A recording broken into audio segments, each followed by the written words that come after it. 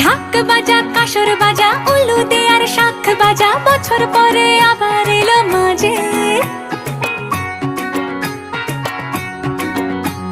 পুজো পুজো গন্ধ নিয়ে